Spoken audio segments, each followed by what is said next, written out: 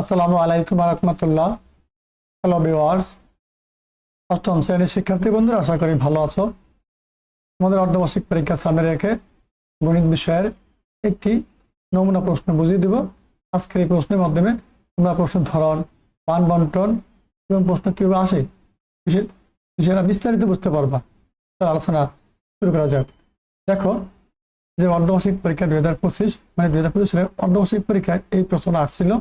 দেখো, যে অষ্টম শ্রেণী, এখানে এই প্রশ্নটা কিন্তু তোমাদের এই যে অর্ধবার্ষিক পরীক্ষা এবছর হবে 2026 সালে, এই সিলেবাস এরকমই। তোমরা চাইলে এগুলো প্র্যাকটিস করতে পারো, এখান থেকে প্রশ্নগুলো কমন করতে পারে। ঠিক আছে, ভালো করে দেখে এগুলো প্র্যাকটিস করো।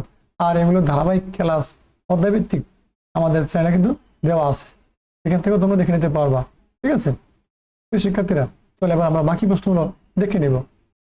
দেখো, এখানে যদি সরল থেকে দেওয়া আছে, চমৎকার এই প্রশ্নগুলো দেখে ভালো একটা ধারণা নাও।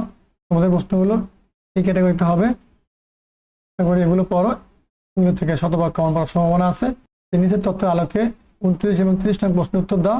তোমাদের যে তথ্যপত্র একটা অধ্যায় আছে, তোমাদের গণিত বইয়ের 11 অধ্যায়, শিক্ষার্থীরা সেখান থেকে নেওয়া হয়েছে। এই যে তোমাদের 11 অধ্যায় আছে, তথ্যপত্র অধ্যায়টা আছে আমার চ্যানেলে। তোমাদের এই পুরো অধ্যায়টা সমাধান করে দিয়েছি আমি 24 থেকে 25টা ভিডিওর মাধ্যমে। তোমরা পর্যায়ক্রমে আমার ভিডিওগুলো দেখে নিবা এই ম্যাথ থেরাপির জন্য ইউটিউব চ্যানেলে ঢুকে।